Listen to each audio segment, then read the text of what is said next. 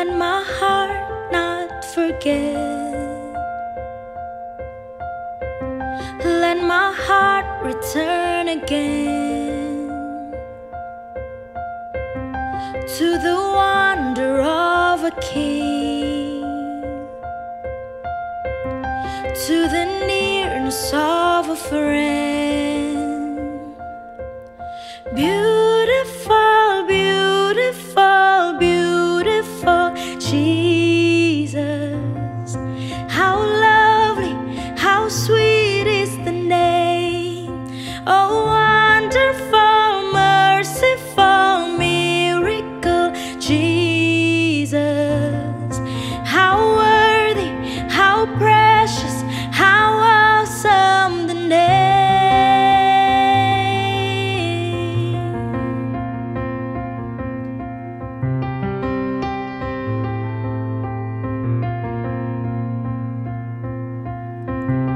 Take me back to all things new,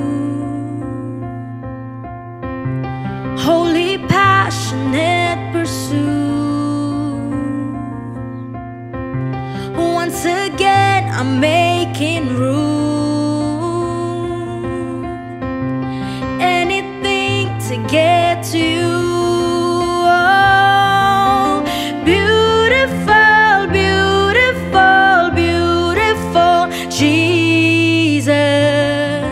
How lovely, how sweet is the name.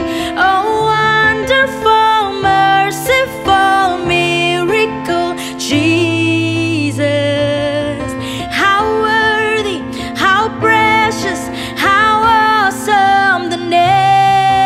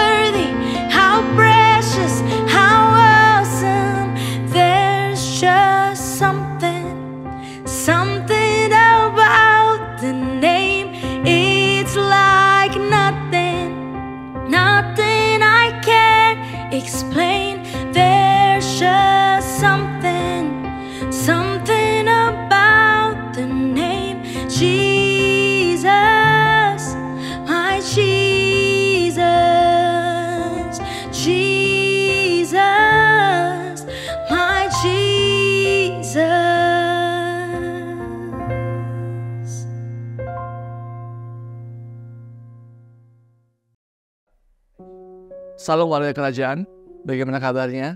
Anugerah kebaikan dan kemurahan Tuhan kiranya selalu bersama dengan kita. Hari ini kita akan belajar bersama kebenaran firman Tuhan yang diambil dari Matius pasal 28 ayatnya ke-18 dan saya tambahkan ayat 19. Di sini dikatakan demikian, Yesus mendekati mereka dan berkata, "Kepadaku telah diberikan segala kuasa di sorga dan di bumi." Ayat ke-19, "Karena itu, pergilah, jadikanlah semua bangsa muridku, dan baptislah mereka dalam nama Bapa dan Anak dan Roh Kudus." Tema kita pada bulan ini mengajak kita untuk kita boleh belajar bersama dalam Matius pasal 28 ayat ke-18. Di sana kita bisa melihat bagaimana Yesus mendekati murid-muridnya dan mengatakan bahwa segala kuasa di langit maupun di bumi telah diberikan kepada Yesus, ada di tangan Yesus. Lalu di ayat ke-19 dikatakan seperti ini. Yesus memberikan penugasan kepada mereka untuk mereka boleh menjadikan seluruh bangsa itu murid-muridnya. Pergi, beritakanlah Injil. Kita pahami bersama ayat 18, 19, dan 20 ini merupakan amanat agung yang mana kita harus mengerti bahwa ini bukan untuk murid-murid Yesus saja pada waktu yang lalu, tetapi tugas ini harus dilanjutkan oleh gereja. Tetapi bukan hanya gereja, untuk setiap kita, Anda dan saya. Mandat amanat agung menjadikan seluruh bumi ini menjadi murid-murid Yesus, itu bukan porsi daripada gereja, tetapi Anda dan saya. Menjadi pertanyaan mendasar di sini adalah, apakah saya bisa? Apakah saya mampu? Ayat yang tadi kita baca mengatakan bahwa segala kuasa itu sudah ada di tangan Yesus dan diberikan kepada Anda dan saya. Berarti berbicara tentang fasilitas, berbicara tentang apa yang kita perlukan, Allah telah memikirkannya. Allah telah ada di tangannya dan memberikan kepada Anda dan saya. Yang menjadi pertanyaannya sekarang adalah, apakah kita mau melangkah atau tidak? Apakah kita mau percaya atau tidak bahwa Allah itu telah memberikan segala kuasa itu kepada setiap daripada kita? Saya teringat dengan sebuah kisah dalam kehidupan saya. Waktu itu saya baru mengenal Yesus dalam hitungan beberapa hari saja.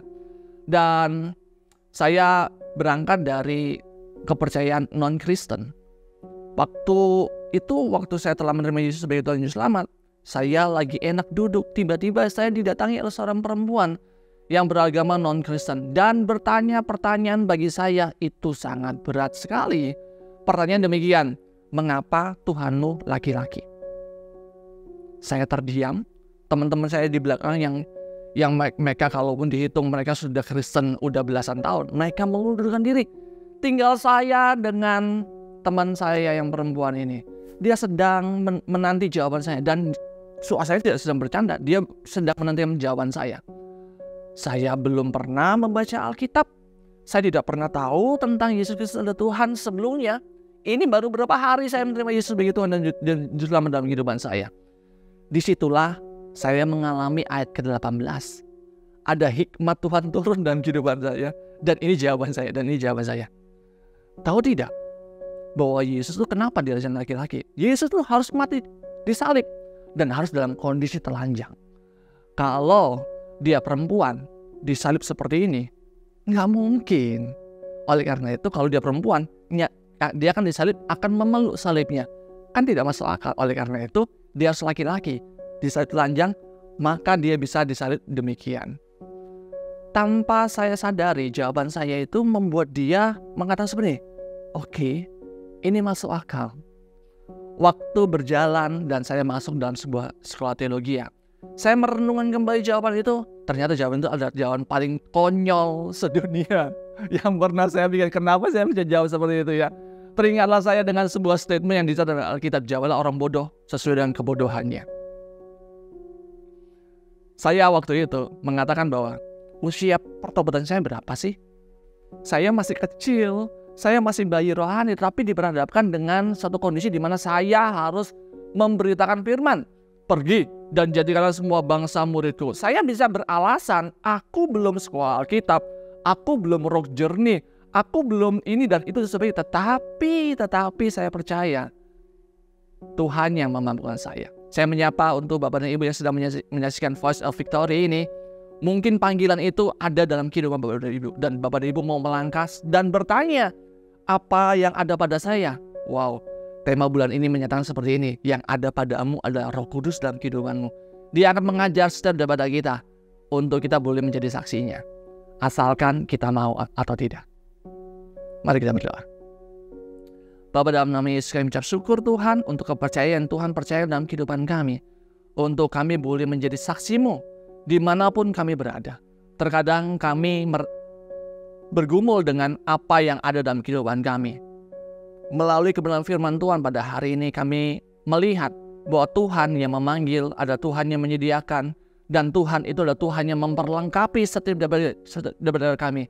Sehingga tugas itu, yaitu amanat agung, itu dijadikan mungkin dalam kehidupan kami oleh karena kuasa Tuhan, anugerah Tuhan, hikmat Tuhan memampukan kami untuk kami menjadi saksi-Mu. Terima kasih Bapak, terima kasih. Dalam nama Yesus, kami doa dalam syukur. Haleluya. Amin.